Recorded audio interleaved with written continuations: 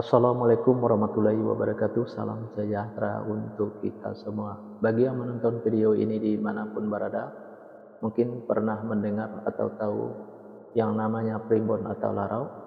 Kalau pernah mendengar atau tahu dengan yang namanya primbon atau larau ini, apakah penonton tahu apa arti dan maksud atau tujuan dari primbon atau larau ini? Arti dan maksud atau tujuan dari primbon larau ini adalah memberitahu permasalahan yang ada di dalam rumah tangga pasangan suami istri. Salah satu di antaranya saya akan memberitahu bagaimana cara menghadapi atau mengatasi permasalahan yang ada di dalam rumah tangga pasangan suami istri kalau nama awal suaminya T dan kalau nama awal istrinya Y.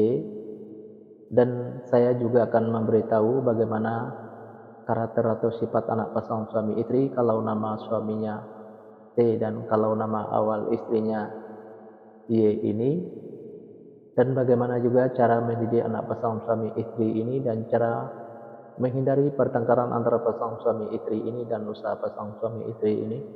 Nah, tonton video ini sampai selesai. Sebelum saya melanjutkan video ini, saya informasikan bagi yang menonton video ini mungkin ada yang ingin berusaha dan ingin usahanya berkembang, maju, dan sukses, silahkan hubungi saya. Insyaallah usahanya pasti berkembang, maju, dan sukses. Nomor WA saya ada di profil. Baik, saya lanjutkan memberitahu karakter atau sifat anak pasangan suami istri ini dan cara mendidik anak pasangan suami istri ini dan cara menghindari pertengkaran antara pasangan suami istri ini dan usaha pasangan suami istri ini di fase yang kelima. Fase yang kelima ini pasangan suami istri ini kalau punya anak pasangan suami istri ini anaknya laki-laki. Kalau seandainya anaknya perempuan, anaknya pemberani, pintar, dan cerdas. Karakter atau sifat anak pasangan suami istri ini seperti pemimpin baik anaknya perempuan atau laki-laki. Mendidik anak pasangan suami istri ini tak perlu marah-marah, apalagi sampai naik darah, cukup dengan logika dan masuk akal saja. Insya Allah apa yang disampaikan anaknya akan menerima baik anaknya perempuan atau laki-laki. Pasangan suami istri ini gampang tersinggung baik suaminya maupun istrinya. Untuk menghindari pertengkaran antara pasangan suami istri ini, pasangan suami istri ini gampang tersinggung baik suaminya maupun istrinya. Untuk menghindari pertengkaran antara pasangan suami istri ini, kalau suaminya lagi marah-marah jangan diladenin, dan kalau lagi emosi jangan ikutin emosinya, dan kalau istrinya juga lagi marah-marah jangan diladenin, dan kalau lagi emosi jangan ikutin emosinya. Pasangan suami istri ini banyak godaannya di luar, salah satu di antaranya kalau suaminya itu perempuan, kalau istrinya itu laki-laki. Biar suaminya tidak tergoda di luar, servislah suaminya dengan semaksimal mungkin dari A sampai Z. Kalau ada godaan di luar, jangan sampai tergoda, karena yang di luar itu belum tentu sebaik suaminya yang sudah ada. Dan biar istrinya juga tidak tergoda di luar, sayanginlah istrinya dengan semaksimal mungkin dari A sampai Z. Kalau ada godaan di luar, jangan sampai tergoda, karena yang di luar itu belum tentu sebaik istrinya yang sudah ada. Pasangan suami istri ini apa yang diusahakan selalu berkembang, maju, dan sukses, dan apa yang direncanakan selalu terlaksana, dan apa yang dicita-citakan selalu tercapai. Fase yang keenam, pasangan suami istri ini kalau punya anak pasangan suami istri ini anaknya laki-laki. Kalau seandainya anaknya perempuan, anaknya pemberani, pintar, dan cerdas. Karakter atau sifat anak pasangan suami istri ini seperti pemimpin baik anaknya perempuan atau laki-laki. Mendidik anak pasangan suami istri ini tak perlu marah-marah, apalagi sampai naik darah, cukup dengan logika dan masuk akal saja. Insya Allah apa yang disampaikan anaknya akan menerima baik anaknya perempuan atau laki-laki. Pasangan suami istri ini susah untuk menyimpan atau mengumpulkan hasil usahanya yang didapat, bisa dikarenakan pasangan suami istri ini boros, bisa juga karena masuk ke rumah sakit atau dirawat rumah sakit, bisa juga karena ditipu orang atau dibohongin orang.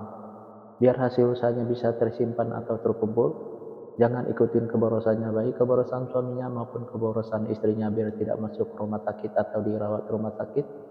Jaga kebersihannya dan jaga makanannya, biar tidak ditipu orang atau dibohongin orang. Tingkatkan kehati-hatiannya. Usaha pasangan suami istri ini selalu berhasil.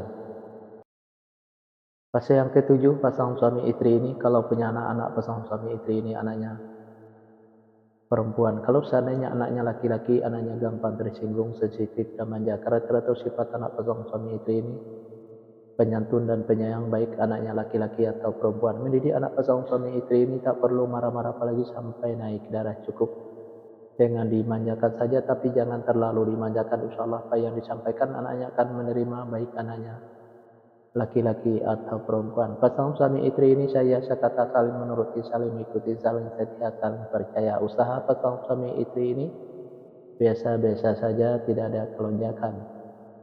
Di episode yang kedua ini atau episode yang terakhir ini, yang menonton video ini mungkin ada yang ingin tahu karakter atau sifat anak pasangan suami istri dan cara mendidik anak pasangan suami istri dan cara menghindari pertengkaran antara pasangan suami istri dan usaha pasangan suami istri. Kalau nama awal suaminya Y dan kalau nama awal istrinya B, nah silahkan tonton video selanjutnya.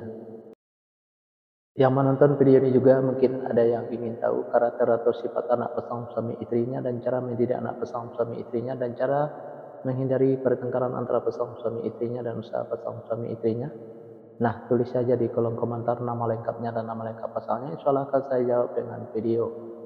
Nah, hanya itu yang bisa saya sampaikan. Mohon maaf kalau ada kata-kata yang salah. Yang salah itu pasti dari saya, yang benar dari Allah. Pertama saya mulai dengan Assalamualaikum. Sekarang saya sudahi, wabillahi taufiq wal hidayah. Assalamualaikum warahmatullahi wabarakatuh. Salam sejahtera untuk kita semua.